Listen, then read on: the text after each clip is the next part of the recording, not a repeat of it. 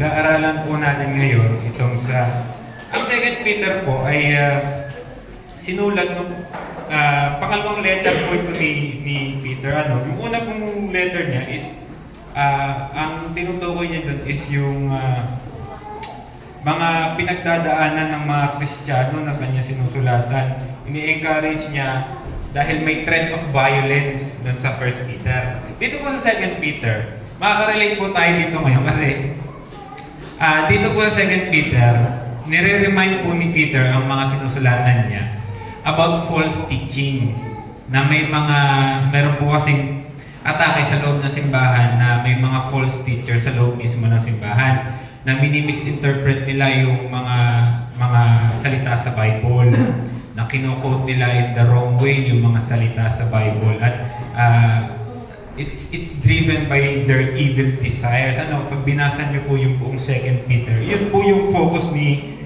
Peter sa letter na ito. At kaya po inarningan niya tayo dyan sa verse 17 na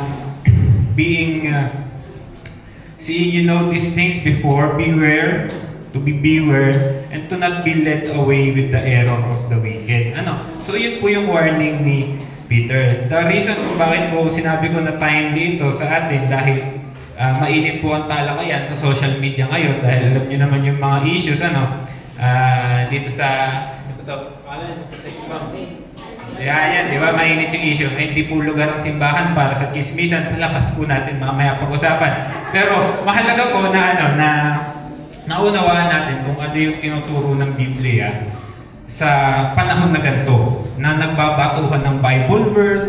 Kasi ang hirap, madali kang ma-led astray, madali kang malito. Kasi parehas Bible yung ginagamit Ito nagko-quote ng Bible, ito nagko-quote ng Bible. Same po sa nangyayari during this time na nagsulat si Peter. At ang nakakatuwa po dyan, ang sagot ni Peter, para hindi kayo malito, verse 18. In his conclusion, para hindi kayo malito, para hindi kayo ma-led astray, this is the answer. Grow in grace and in the knowledge of our Lord and Savior, Jesus Christ. So, ito po yung sinagot niya sa mga nagtatanong, sa mga ginaguide niya. Siya po kasi yung leader ng church. So, marami pong false teaching yung kumakalat ngayon sa social media. Minsan may nabasa ko kasi nakaka-enjoy din naman magbasa kasi nakikita mo yung opinion nila. Yung isa nag-share na wag daw tayong mag-judge dahil ang Diyos ay hindi nanguhusga. Mga kapatid, mali po yun. Ang Diyos po ay manghuhusga. May verse po tayo dyan sa Romans 2:16. Sa Romans 2:16 po, pakibasa po. Ready? Read. In the day when God shall judge the secrets of men, Jesus Christ according to my gospel. Ang Diyos po ay husgahan tayo. Hindi po totoo yung sinasabi o mababasa natin sa social media na ang Diyos ay hindi nagja-judge. Ang Diyos po ay husgahan tayo. And good thing po bilang Kristiyano sa atin, kung sino po yung judge po, siya rin po yung ating redeemer, siya rin po yung ating defender. So, hindi po totoo na ang Diyos ay hindi nanghusga. Yung iba kino-quote na God is love, na mahalin mo kami to justify how they live, kung paano sila mamuhay na against sa kalooban ng Diyos. Sinasabi nila, ang Diyos ay pag-ibig, mahalin niyo lang kami. Pero sabi po sa Romans chapter 2 verse 8. Ready? Read. But unto them that are contentious and do not obey the truth, but obey unrighteousness, indignation, and wrath. Sa Romans 1:18. Pakibasa po ulit. For the wrath of God is revealed from heaven against all ungodliness and unrighteousness of men who hold the truth in unrighteousness. Ito po yung mahirap kapag tayo ay namimili lang ng verse na ipopost natin o ibabato natin sa social media. Ang Diyos po ay pag-ibig. Totoo po yan. Mahal tayong lahat ng Diyos. Ang Diyos ay walang tinatangi. But at the same time, the wrath of God may galit po ang Diyos sa kasalanan. There is the wrath of God. God is love, but at the same time, God is just. Matuwid po ang Diyos at hindi po niya, ang Diyos po ay nagja-judge, pero hindi siya nagtatangi. Magkaiba po yun. Lahat po tayo ay binibigyan ng Diyos ng pagkakataon na mahalin niya at magkaroon ng personal relationship sa Kanya. The gospel is for everyone. But to those who don't accept the gospel, the wrath of God is waiting for them. So, ang Diyos po ay pag-ibig, but at the same time, the wrath of God is waiting for those who don't accept the gift of Jesus Christ. So, marami pa pong mga kumakalat na ganyan at kung hindi po tayo aware at hindi po tayo nagbabasa ng ating Biblia at hindi tayo educated enough, maliligaw po tayo ng landas. But the thing is, kung babalikan natin yung sagot ni Peter sa mga tanong ng kanyang sinusulatan is to grow in grace and in the knowledge of our Lord and Savior Jesus Christ. So paano nga ba tayo lalago? Paano tayo mag-grow in grace and in the knowledge of our Lord and Savior Jesus Christ?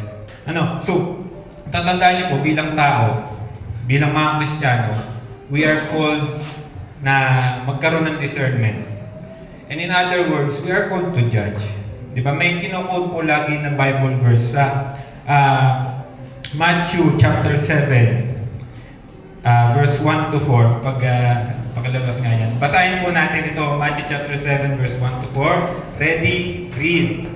Judge not that ye be not judged, for with what judgment ye judge, ye shall be judged, and with what measure it shall be measured to you again. And why beholdest thou the mote that is in thy brother's eye, but considerest not the beam that is in thy own eye?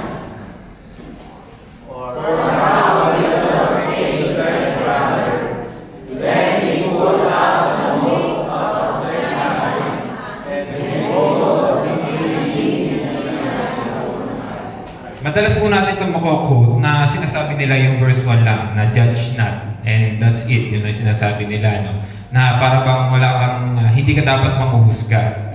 But if you read it in context po, pag binasa niyo yung buong thought nung tinuturo po ni Jesus Christ, He's giving us an instruction kung paano magja-judge.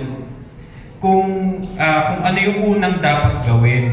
Kaya sabi diyan, sa verse 3, pakita mo nga Nicole, kaya sabi niya, But consider not, behold, and why beholdest thou the mote in thy brother's eye, but consider not the beam that is in thy own eye. First, consider mo daw kung ano yung pagkakamali mo. Consider the beam that is in thy own eye, which is consistent po sa binasa natin sa 2 Peter. Kaya ang sagot ni Peter dun sa mga taong naliligaw ay to grow. Huwag mo intindihin yung mga nagsasabi ng mali, o yung nagbi-misinterpret ng Bible, but ikaw nakausap ko, sabi ni Peter, sa mga mananampalataya, you grow in grace and in the knowledge of our Savior, Jesus Christ. So yun po yung tungkulin natin. Hindi po tayo called to be judgmental people, but we are called to have this ability to judge. And for us to have the right ability to judge, hindi maging judgmental para magkaroon tayo ng tamang discernment, tamang judgment. Kung sino yung pipili natin kaibigan, kung ano yung relationship na gusto natin magkaroon, kung sino yung mga kasama natin sa trabaho na sasamahan, kung ano yung career path na kailangan natin gawin. We are, sa marami sitwasyon ng buhay natin, we have to make judgment calls. May judgment call ka dito sa simbahan, kaya nag-aaway si mami at daddy madalas ngayon kasi they're making judgment calls. Ano ba yung tiles na gagawin? Sino ba yung mga trabahador na kukunin? Diba? That's judgment calls. Kaya we are, hindi totoo na judge not lang. Tinuturuan tayo ng Bible kung paano tamang magkaroon ng judgment. And the way to have the right judgment is to grow. As we grow in grace and in the knowledge of our Lord Jesus Christ, we will be able to make the right judgment. Not just in people, not just in our relationship, but also in the everyday things in our life. Sa career natin, kung paano tayo lumalakad, paano tayo nagsasalita, paano tayo kumilos. So the question now is, paano nga ba tayo mag-grow in grace and in the knowledge of our Lord and Savior, Jesus Christ? Dalawang bagay lang po yung naihanda ko para po tayo mag-grow in grace. Number one is to read the Word of God. Very simple. Di mo kailangan ng di mo kailangan ng expert or professional opinion. Ito na po yun. Ito na po yung expert sa lahat. Diba? The Bible is, ito na po yung perfect and complete Word of God. Dito nyo po makukuha ang lahat ng sagot sa inyong mga tanong. It's to read the Word of God. But we should read it with the purpose of growing. Kasi po, minsan, alam ko, guilty rin ako nito noon, nung ako hindi pa mature na Kristiyano, na yung nagbabasa ka ng Bible just to build up your ego. Yung para makita mo saan yung mga tama mong ginagawa, tapos yung mga hindi mo gustong mga verses, ini-skip mo lang kasi hindi mo nasusunod, o hindi mo gusto yung mensahe doon. Pero, when you try to read the Bible with the purpose of growing in grace, doon nga sa mga masasakit na part ng Bible, doon ka mas nag-grow eh. Kaya po naalala ko, nung isa sa post ko doon sa aking social media is, nung natapos ko yung Genesis, sabi ko, ngayon matanda na ako, mas nakikita ko yung sarili ko sa mga kontrabida sa storya. Which, it's a mark of maturity bilang Kristiyano, na hindi mo nakikita yung sarili mo na righteous, hindi mo nakikita yung sarili mo na bida, na nakikita mo na ang bida talaga sa Bibliyang ito, sa story na ito, at maging sa story ng buhay ko, ay hindi naman ako, kundi si Jesus Christ po lamang. Siya po ang bida. That's why, when we read the Bible, ang sabi sa akin ni Daddy noon, ito yung mirror, na pinapakita nito kung paano ang tao ay kailangan talaga ng tagapagligtas. Pinapakita ng Bible yung mga flaws mo. Kaya po nakakatuwa magbasa ng Bible kasi hindi siya nagtago ng kahit anong pagkakamali ng tao. Pag binasa niyo yung storya ni David, nakita niyo kung paano si David ay naging mamamatay tao nung siya ay hari na. Si Solomon, ganun din. Si Abraham, pinakita at sinulat sa Bible kung paano siya ay naging sinungaling. Si Jacob, lahat ng mga what we see as the great people of faith, they all have flaws. They all needed a Savior. At yun po yung pinapakita sa Bible. Kaya minsan masakit magbasa ng Bible. Kaya minsan may kirot sa puso kasi kinokorek nito tayo at pinapakita nito sa atin kung gaano tayo kasama at kung paano kailangan natin ng tagapagligtas. Naalala ko po noon, kasi lumaki kami sa church nila Mother. At hymnal po noon talaga. At naalala ko, itong hymn na to, kinantayan na natin to last week. Yung ang sabi sa lyrics, "Alas, and did my Savior bleed? And did my Sovereign die? Would He devote that sacred head for such a worm as I?" Dahil songbook pa nun, sabi ko, sinong worm? Hindi naman ako worm, sabi ko. Nagtataka ako. Kasi, di ba malalim yung lyrics? Hindi ko siya na-appreciate, syempre bata pa ako. And sabi, sino yung worm? May tingin ako sa... Hindi ako na magtanong kay Lola kasi Lola ko yung katabi ko na talaga mahigpit na simbahan ng aking Lola at nagpapasalamat ako sa Lola ko na dinisiplina ako sa simbahan. Pero yun yung isa sa mga tanong at isa yun sa mga dahilan kung hindi ko na-appreciate yung mga hymnals noon. Pero habang ako'y tumatanda, nare-realize ko na tama ang sabi ng kanta that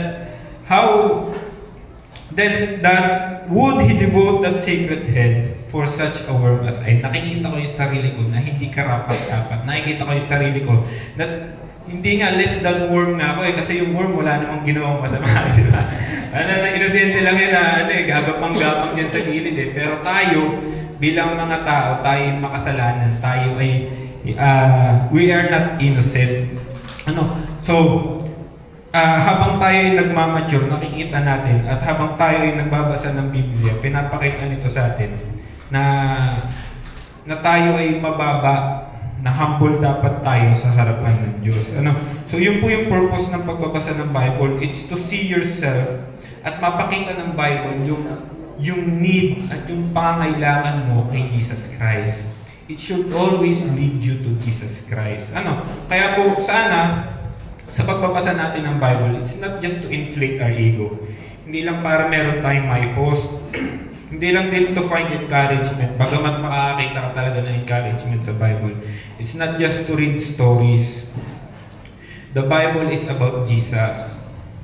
And it's about how we need Him.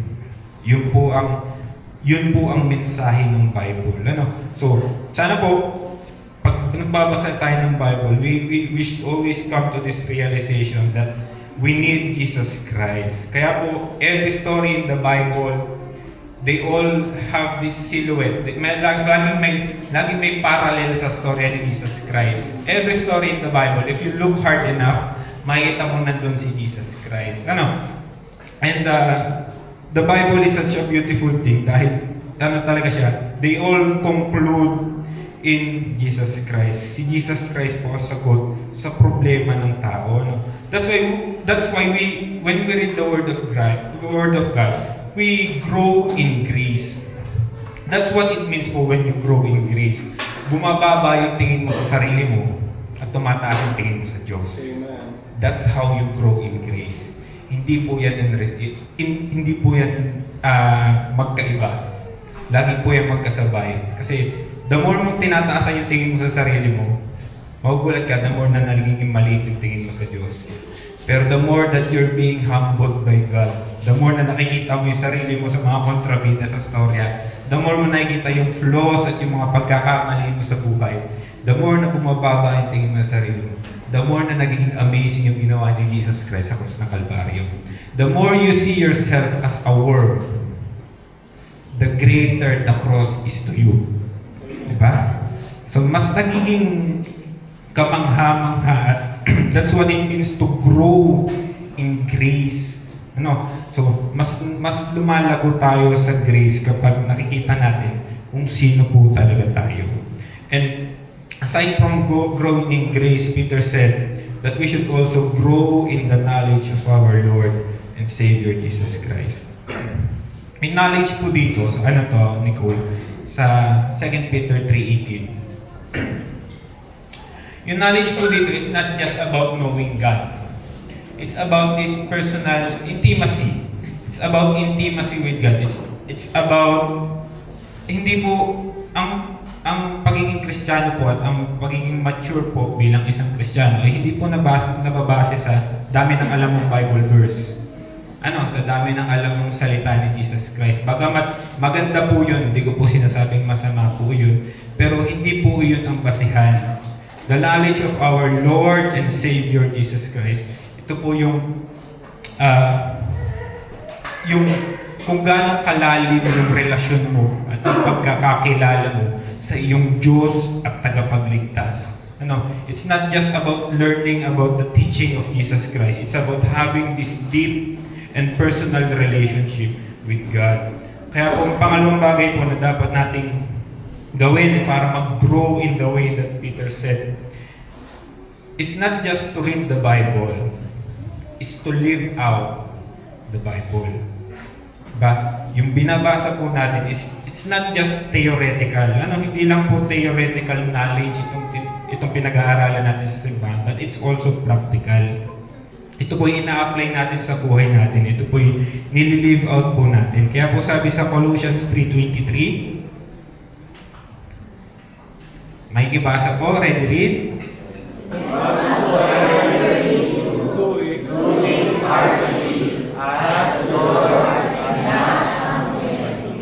Sabi rin po sa Galatians 2:20, ready read? I am crucified with Christ. Nevertheless I live, yet not I, but Christ liveth in me. And the life which I now live in the flesh, I live by the faith of the Son of God, who loved me and gave Himself for me. So po yan sa pinaka-paborito kong quote sa Bible, yet not I, but Christ in me. ngayon po na tayo ay Kristiyano na, ngayon po na tayo ay nakakakilala sa Diyos natin.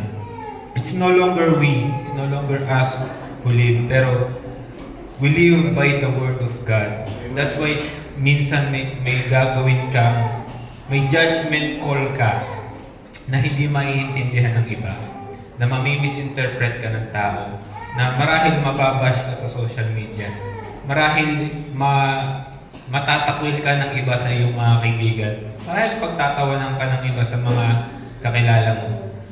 Pero there is a cause in following Christ. Kaya nga sabi yan, I am crucified with Christ.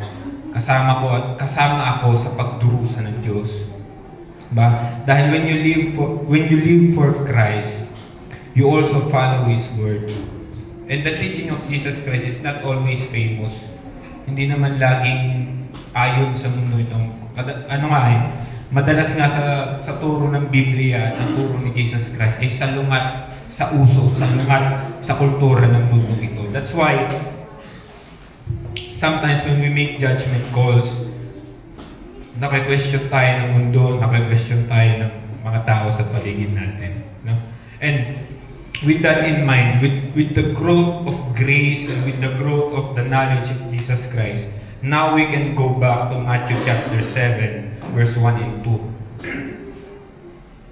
Matthew 7, 1 and 2. Ang sabi po dyan, judge not that ye not be judged. But the second line makes much more sense. Ang sabi dyan, for with what judgment ye judge, ye shall be judged, and with what measure ye mete, it shall be measured to you again. The issue with people who are judgmental is that hindi nila hinuhusgahan yung sarili nila with the same basis. Diba? Na it's a judgment that is filled with ego. Judgment lang para manghusga ng iba at para itaas yung sarili nila. But the reason kung bakit inuuna sa atin at pinapauna sa atin ni Peter yung growth in grace and in knowledge of our Lord Jesus Christ. Because as you grow in grace and as you grow in the knowledge of Jesus Christ, the way you judge becomes different. Amen. The way you see other people becomes different. You see sinners as someone who needs Jesus, just like you. Napansin nyo kung paano naging parehas na yung judgment mo sa iba at judgment mo sa sarili mo?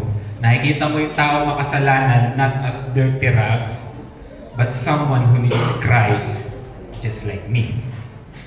Diba? That's the way that you can love the sinner and hate the sin. Diba? You can confidently condemn what is wrong, but at the same time, make grace.